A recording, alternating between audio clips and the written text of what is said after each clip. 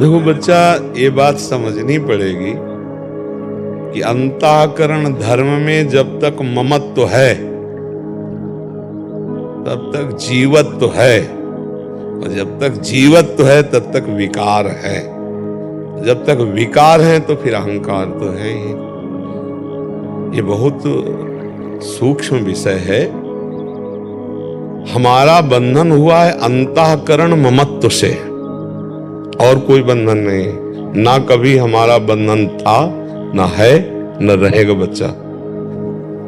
हम भ्रम से अपने को आत्मवत अंतःकरण में तन्मयता करके मना कष्टान इंद्रियाणि प्रकृति स्थान कर सती, बस इसी में फंस गए। शुद्ध मय में कुछ नहीं, अचाह स्थिति है, निर्विकार स्थिति है। शुद्ध मय को भूल करके अंतःकरण में जो मैं स्थापित हो गया, और उसी से मैं स्त्री हूं, मैं पुरुष हूं, मैं विद्वान हूं, मैं मूर्ख हूं, मैं गृहस्थ हूं, मैं विरक्त हूं, ये मैं के साथ जो जो लगा वो सब माया युक्त है। जब तक उपासना के द्वारा ये मलिनता नहीं मिटती, तब तक कल्याण, परम पद या अनुभूतियां, वो सब साधक को जो आनंद मिलता है वो आनंद कोष का ही है, अभी आनंद स्वरूप का नहीं है। जब स्वरूप का मिलेगा तो अनुभूतियां होती हैं किसको? किसको अनुभूतियां होती हैं? वो खुद अनुभव स्वरूप है, तो अनुभूतियां मुझे हो रही है, यही अज्ञान की बात है। अभी वो अनुभव थोड़ी हुआ है जिसे अनुभव कहते हैं। वो तो गुरु चरणों में बैठकर जब हम उपासना करते हैं, गुरु की लंगोटी धोते हैं, गुरु की चरण रज लगाते हैं, गुरु की आज्ञा में रहते हैं, तब देहाभिमान गलित होता है।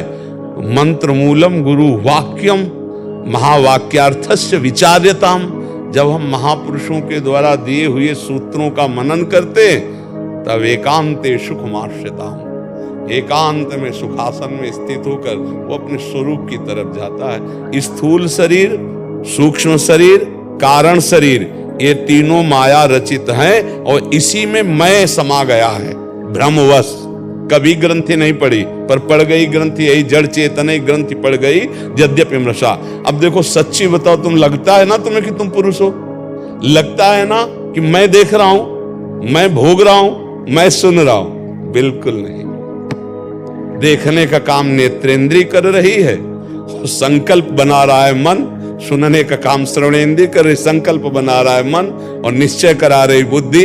हम कहीं है नहीं, और व्यर्थ में हम किए हुए हैं। इसीलिए अवश्य में भोक्तव्यम कृतम कर्म शुभाशुभम। उस अविनाशी चैतन्य घन को स्वयं में फंसा करके ये दुख सुख का भोग भोग रहा है। स्वाप्निक, सत्य नहीं है, स्वाप्निक सुख दुख। जैसे स्वप्न में हम देखा कि बहुत पिटाई हो रही है, अब पूजे जा रहे हैं, जगह तो न पिटाई थी न पूजा थी, है ना? ऐसे ही स्वाप्निक दुख सुख के मान अपमान के भ्रम में हम फंस गए, जबकि हम अब भी नहीं फंसे हैं, पर फंस गए।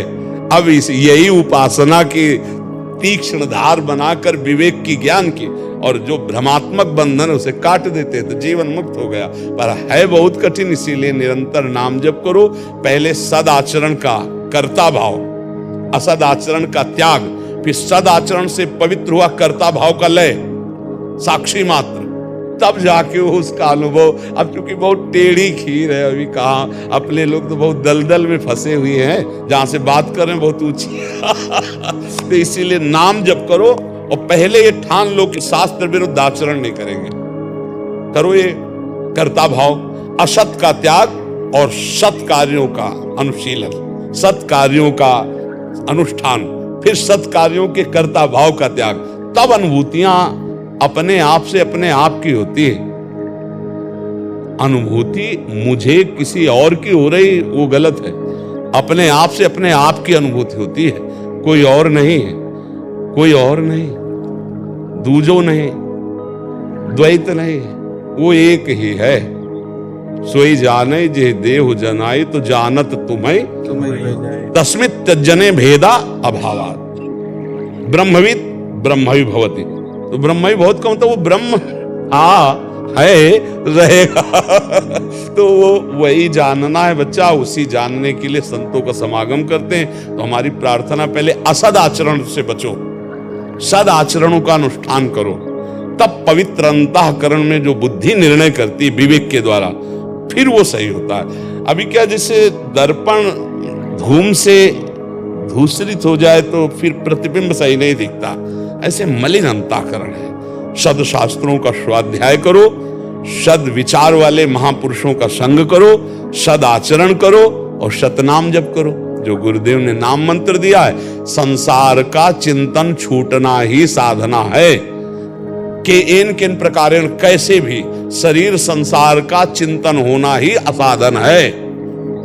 देखो, नींद में जो सुख मिलता है, तमोगुण में कोई सुख नहीं है, पर 6 घंटे संसार का चिंतन छूटा तो आप कहते हैं आहा, बहुत फ्रेश महसूस होता है। नहीं होता है कि आज बहुत सुख पूर्वक सोया, और समाधिस्थ पुरुष जागृत अवस्था में संसार का चिंतन छोड़कर परमात्म चिंतन, आत्मचिंतन में, तो उसको कैसा सुख प्राप्त होता होगा।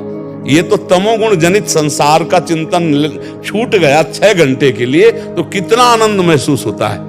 और अगर परमात्म चिंतन करते हुए संसार का चिंतन छूट जाए तो चलते फिरते उठते बैठते हर समय समाधि है, हर समय परमानंद है। अब भाई थोड़ा ऊंचे उठो अध्यात्म में तो समझ पाओगे। क्यों, काशी से आए हो? हाँ, तो इसीलिए काशी की बात हो रही है। ठीक है, हाँ नाम, ये तो भूल जाओ कि अभी कोई अनुभूति हुई है। पीतल को सोना मत मान लेना, नहीं तो जौहरी के पास वो सोने के भाव नहीं बिकेगा, पीतले के भाव बिकेगा। कहीं अज्ञान को ज्ञान न मान लिया जाए। शुद्ध ज्ञान जब होगा, किसी और का नहीं होता, अपने आप का ज्ञान होता है। अपने आप का हो जाए तो परमात्मा खो जाएगा, परमात्मा खो जाए तो अपने आप का हो जाएगा। दोनों एक ही। मम दर्शन फल परम अनुपा, और जीव पाओ निज सहज स्वरूपा। और स्वरूप में आ जाओ तो परमात्मा साक्षात्कार, परमात्मा साक्षात्कार करो तो स्वरूप, क्योंकि आत्मा और परमात्मा में अभेद स्थिति है, वहां भेद नहीं है। समझ पा रहे? हाँ, चलो आगे चलो, भजन करो, फिर आगे समझ में आएगा। संतों का संग जरूर करते रहो, दुर्लभ है संतों का संग मिलना, दुर्लभ है। ये हो गया महत्संगस्त दुर्लभ हो और निर्वाह कर ले जाए, अगम्य है, निर्वाह कर ले गया तो अमोघस्य निश्चित स्वरूप बोध, निश्चित भगवत प्राप्ति। संतों के संग की महिमा है। मति कीरति गति भूति भलाई, जब जेह जतन जहां जे पाई, सो जानो सत्संग प्रभाऊ, लोकों वेद न आन उपाऊ। बड़े बड़े साधनों में जो बल नहीं वो सत्संग में है। व्रतान यज्ञ छंदांसि तीर्थान यमा यमा, यथा वरुंधेत सत्संगा सर्वसंगो पहो हिमाम। क्या करता है? सत्संग सब संगों से बचाकर परमात्मा चिंतन में लगा देता है। इसीलिए बड़े बड़े व्रत यज्ञ वेदाध्ययन और बड़े बड़े धर्मानुष्ठानों से जो लाभ नहीं मिलता, वो भगवत बोध संपन्न ज्ञानी महापुरुषों के चरणों में बैठने से प्राप्त हो जाता है। तात स्वर्ग अपवर्ग सुख धरी तुलाए कंग, तुलनताय सकल मिल जो सुख लव सत्संग। संत महापुरुषों का संग, सत्संग किसे कहते हैं? जहां बैठने मात्र से अपने दोष दिखाई देने लगे, जहां बैठने मात्र से अपने को भगवत प्राप्ति की जिज्ञासा, जहां बैठने मात्र से हमारा क्या स्वरूप है, हमारा क्यों जन्म हुआ, ऐसे प्रश्न उठने लगे, वो सत्संग है। जहां धर्म अर्थ काम तीनों से रति हट जाए, केवल मोक्षाभिलाषा जागृत हो, केवल भगवत प्रेम की बात जागृत हो, तो जान लो सत्संग हो गया, सत्संग। और जहां कुसंग होगा, वहां अर्थ की प्रधानता, भोगों की प्रधानता, नाना प्रकार के मान प्रतिष्ठा की बाहुल्यता, ये सब कुसंग है। सत्संग संस्कृति कर अंता, बड़े भाग पाइप सत्संगा, तो बिना प्रयास होई भव भंगा। ये केवल भगवत प्राप्ति, संत संग का मतलब है भगवत प्राप्ति। संत संग हो गया, इसका मतलब है कि हमें अब निश्चित भगवत प्राप्ति होगी। अमोघस्य। अगर संत संग मिलने पर भी भगवत प्राप्ति न हो, तब तो फिर दुर्भाग्य है। फिर कहां भगवत प्राप्ति होगी? किस मार्ग से होगी?